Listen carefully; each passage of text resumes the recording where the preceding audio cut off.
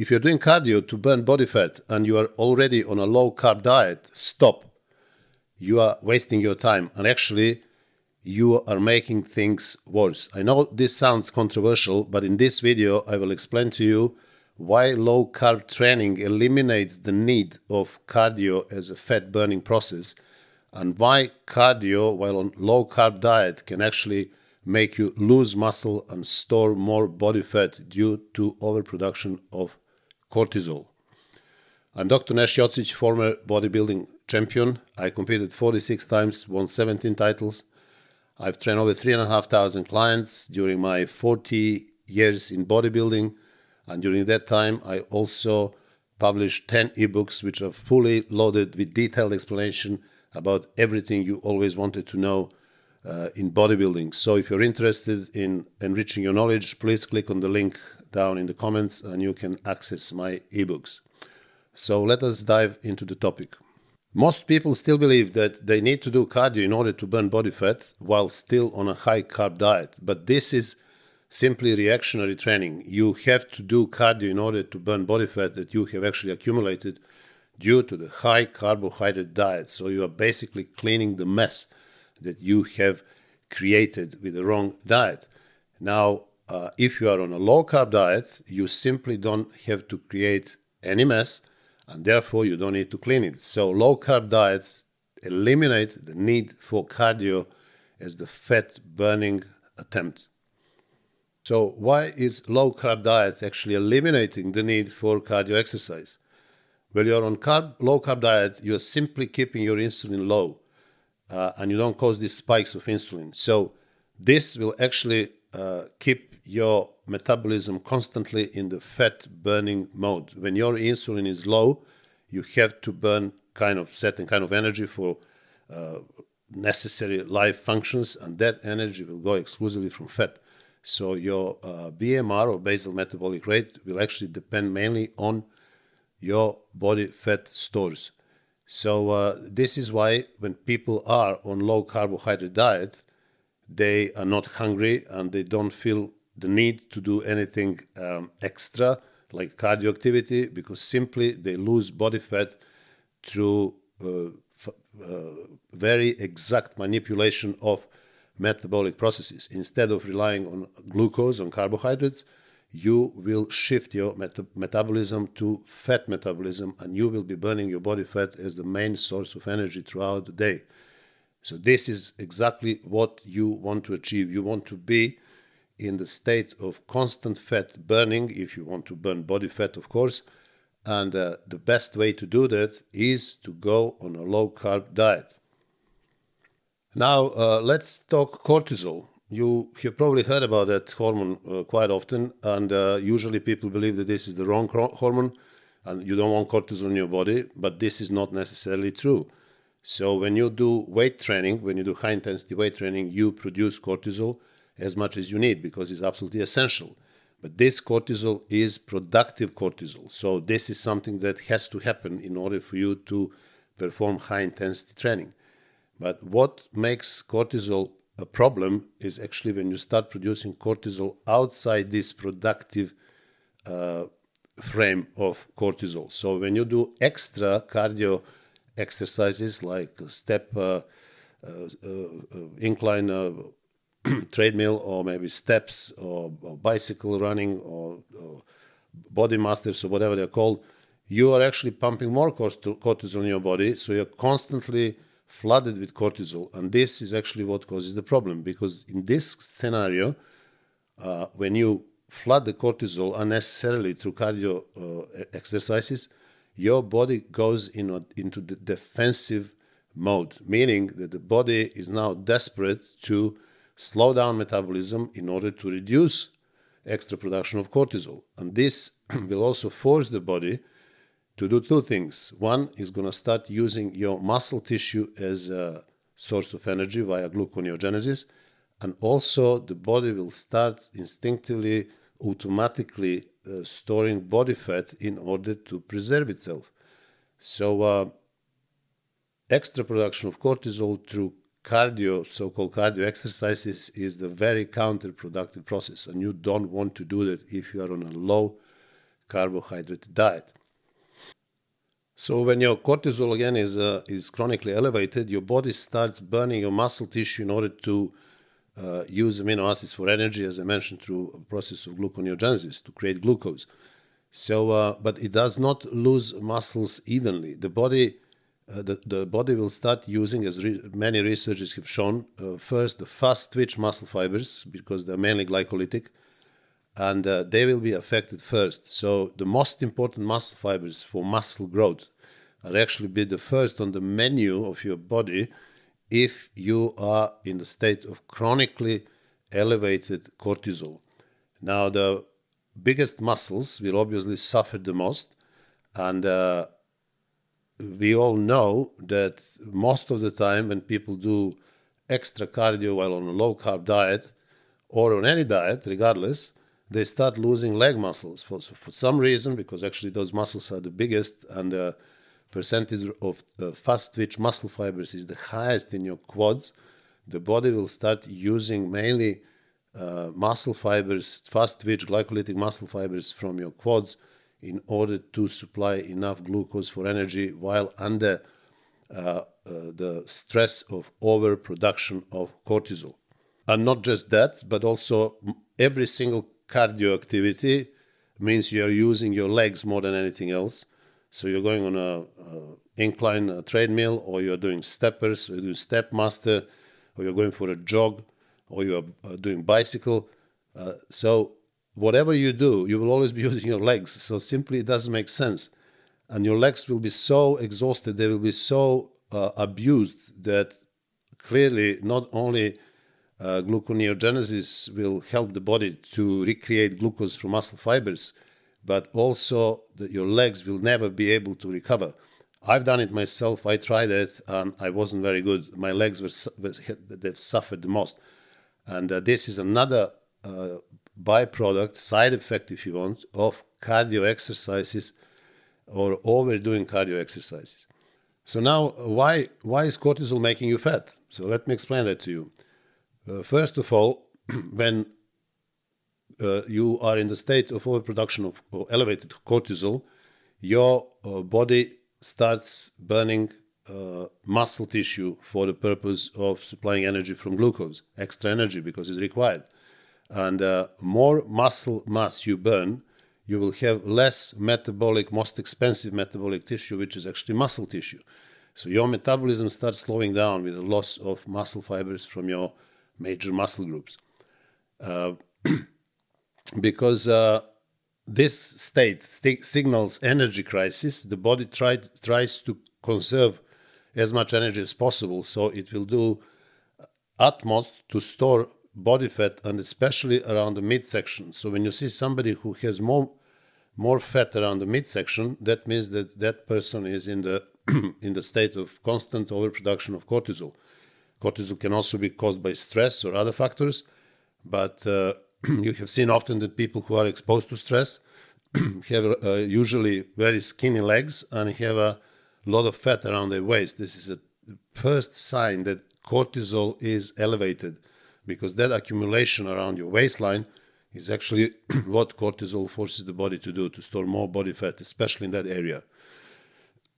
Over time, cortisol will also increase insulin resistance, even if you are on low carbs, because when you force yourself to do extra cardio, the body will start changing hormonally, and insulin resistance will increase. So this is the last thing that you want to do. So once again, if you are on a low-carb training, if you're training with high-intensity, low-carb diet, you should be completely avoid any conventional or most common type of cardio exercise, like 40-60 minutes on the incline treadmill, step masters, steppers, bicycle. All these activities will actually contribute to overproduction of cortisol. So if you start doing this for 3, 4, 5, 6 months, you're going to end up with more body fat and less muscle mass. Yes, you may be lighter in weight, but the body composition will shift in a very negative direction. So forget about the scale, look at the body composition. Also, overproduction of cortisol, this creates other production of other bunch of stress hormones, and they will cause cravings. So you are more likely to overeat and especially to cheat. This is why people are snacking all the time. They have to have 6, 7, 8 meals per day. Of course they have to, because they will have to replace the energy they are wasting for no reason. But this overeating and snacking, an increase in number of meals, will actually further contribute to fat accumulation because of constantly elevated insulin and also developing of insulin resistance. So your body will be constantly pumping more and more and more insulin, simply because you are destroying your insulin sensitivity by overeating carbohydrates due to the stress hormones. People usually binge and eat something when they're desperate, when they're hungry, when they're under the stress. What they eat? They eat carbs. They like to eat chocolate, biscuits, cakes. They need something sweet. And this is typical trap of that vicious insulin cycle, which can be increased by production of extra stress hormones, especially via cardio exercising when you are on a low carbohydrate diet, or actually any type of diet. So this is just creation of more energy and more stress, which you will eventually compensate through snacking and eating high carbohydrate foods. Again, by losing muscle mass, you have lower muscle mass in general, you will slow down your metabolism, and that slow metabolism will stop slowing fat burning. And not just that, it will be under the influence of cortisol, your body will start storing more fat simply in the order to survive. Because when you are exposed to overproduction of cortisol, this is the fight or flight for the body, and it's a situation in which there is too much of a catabolic hormone present, which is eating your muscle tissue. Therefore, the body needs to protect itself, and it does it by storing extra body fat, because extra body fat is the way of protecting yourself when you are in survival mode. So you just don't want to be there. You don't want to get into the situation that you are overproducing cortisol via cardio exercises, which are absolutely unnecessary. People don't do cardio because they love it. They do it because they have to do it. They do it because they have to burn body fat, which they have accumulated via their wrong high carbohydrate diets. So it's simply cleaning the mess, is a symptom management. So if you have a diet which is constantly elevating insulin, you have high carbs, you have frequent meals, then yes, cardio becomes necessary. But as I said, is the symptom management is counterproductive, as I explained, because of the effect of extra cortisol in your body. But if you are on a low carbohydrate diet and a proper training, you don't have to fight your diet, because there is nothing to clean. There is no mess to clean. There is no fat accumulated, and now necessity for whatever exercise is needed, cardio exercise, in order to burn that fat, actually to clean up the mess that you have created.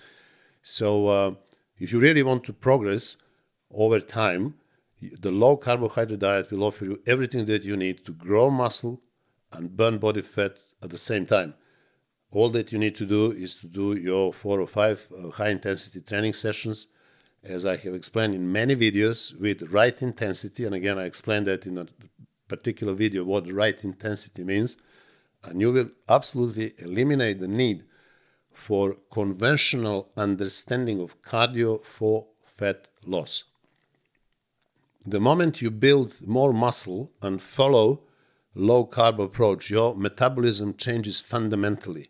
You don't burn fat because you exercise today. You simply burn fat because your body is trained to do it. Your body is trained to burn fat because your body relies mainly on fat as the main energy source. So muscle tissue on a low carb diet acts like an engine which is constantly using fat for fuel. This is not only scientifically proven so many times in so many researches, But more importantly, this has been proven in over 50 years of professional bodybuilding, in which most successful, most inspirational, unsurpassed athletes who have achieved phenomenal, absolutely eternal, beautiful physiques, which will always be used as a paramount, as a paradigm of aesthetics, beauty, and bodybuilding. People who manage to develop big muscle mass, keeping very small waist, being able to do vacuum poses, had beautiful lines, legs, calves, everything on them, not to mention condition, like people from golden era in 70s. I'll just mention few, like Serge Nubre, Sergio Oliva, Arnold Schwarzenegger, and many other after them. They have basically all relied on low-carb diet year-round, which that diet will include some carbs during the year, but then for most of the preparational period, which often goes over 6-7 months, depending on how many shows they've done in a year, will be very low carbs. And these legends have basically created these everlasting, phenomenal bodies on low carbohydrate diet. Guess what? None of them has done any cardio, any conventional type of cardio as people are doing now. Why they didn't do it? They didn't do it because they didn't have to do it. Their bodies were already fat-burning machines. On a low carbohydrate diet and a high volume workouts, they have mainly relied on body fat for energy. And this is why they were burning energy, fat as energy constantly. And they have ended up being absolutely shredded.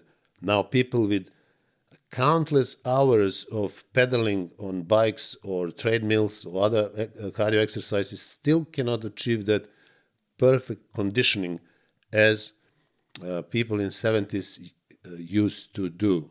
Period. If you never saw it, never heard it, check it yourself. Check bodybuilders in 70s and 80s and compare them, and some in 90s, and then compare them with today's bodybuilders, which are completely on a different side. They eat high amount of carbohydrates, they do countless hours of cardio, and look how they end up on the stage today, even on Olympia stage. They all look like they need another 6 to 10 weeks of dieting comparing to people in 70s, 80s, and some of them in 90s. So when I talk about cardio, you have to understand that I'm not against all cardio. I'm especially against cardio which is performed today, which is relatively high intensity, countless number of hours, and is predominantly used for one purpose, to burn body fat. It's 99% of cases is always counterproductive. I've seen it. I prepared people for the show. I've taken people off cardio and got them in the best shape of their lives. People are doing it all the time and ending up never ready for the show, never 100% shredded.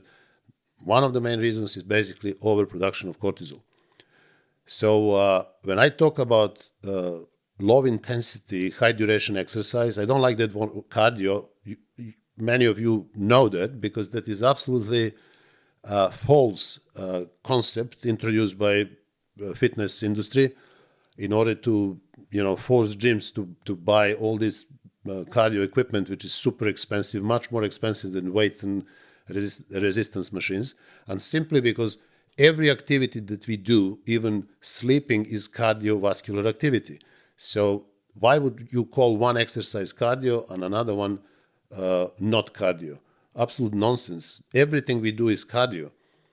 Now, I prefer to call it low intensity, long duration, because another thing which creates this higher level of nonsense basically is that cardiovascular system is not a voluntary system, it's involuntary. Basically, you cannot train that system, as you cannot train your digestion or your blood flow or your lymphatic system. Impossible to engage directly. They are involuntary. So the only voluntary training body system that you can use is actually muscle system. Now the question is, how do we use muscle system in the best possible way? So muscular system is not there to serve cardiovascular system, shift of priorities now, but cardiovascular system is there to serve muscular system. And once you understand these fundamentals of physiology, everything changes. The tectonic plates they change their place, and everything starts fitting in the right perspective. So forget about things like cardio. Cardio is a nonsense. So my preferred way of doing low intensity, long duration exercises, and I suggest to my clients and everybody else to do, is 3 to 4, let's say 60 minutes walks, but they have to be outdoor walks. So medium pace, just go outside, go to the park or forest or riverbank, just enjoy yourself and spend about 60 minutes just walking. You may think that this is not enough and that this is not going to do anything to you. Well, it is not enough because it's not going to burn any significant amount of body fat. But what is most important is, number one, it will never, that type of long duration, low intensity or medium intensity will not cause overproduction of cortisol. You don't produce cortisol simply walking in the forest. This is number one. So you are out of that danger zone. Number two, these walks that I advise, they improve circulation and recovery. You're basically recovering yourself. You're not trying to undo the damage with the wrong diet. You are simply enjoying your walk. You're recovering yourself. You're improving your circulation. Also, this type of walks, they reduce stress hormones rather than increasing them. So when you start going 60 minutes of incline treadmill and you are struggling to finish that and you are breathing hard and you're doing a lot of effort, you are producing cortisol. So stress hormones are through the sky. When you do low intensity, long duration activity, as I suggest, you will reduce stress hormones and you will de-stress yourself. You will feel relaxed. As I mentioned, this type of walks, they support cardiovascular system without muscle breakdown. Also, your mood increases, this type of activities activate parasympathetic system, which is very important for your overall well-being. Helps fat utilization, but not as stress, but as a movement. So walking, I suggest medium pace, 60 minutes, 3-4 times outdoors is a therapeutic cardio, let me say that, and not compensatory. This is very, very different, very, very important to understand. So what I advise is you to do is something that will help you relax, that will help your well-being, that will help your fat metabolism without stressing your system with cortisol, which will improve your circulation and actually will benefit you in so many areas, which is simply something that we all need because we don't walk anymore. We are bipedals by nature. We are not made to sit down or lay down all day long or stand without moving. We are created to walk. So if we don't do that, clearly we suffer. So my advice to you is to use these walks as therapeutic rather than compensatory cardio in order to solve the mess that you have created with high carbohydrate diets. So let me wrap it up, all of this for you. Number one thing that you want to remember is that you should avoid cardio if you are on low carbohydrate diet. So your 4 to 5 high intensity workouts are more than enough, and anything else apart from that is not going to help you to burn body fat. So if you see people doing cardio, so-called cardio, some of them every day, 60 minutes or plus, in order to burn fat, they are simply doing it because they have to do it. This cardio is compensatory cardio. They're trying to clean the mess, clean the body fat that they have created by too many meals and too much carbohydrates every day. So why would you build body fat with wrong diet and wrong attitude and then trying to burn body fat? It's simply very wrong economy. It's not very intelligent approach at all. So all you need to do, as I said, 4 to 5 high-intensity workout session and completely avoid a conventional cardio for purposes of fat burn. If your meals are high in protein, medium fat, low carb, you will have everything that you need in order to build muscle and constantly burn body fat. Because by choosing this type of diet with 2 to 4 meals, for example, per day, you will completely shift your metabolism in a different mode. Your body will be constantly burning body fat while building muscle. And this is what you want to achieve.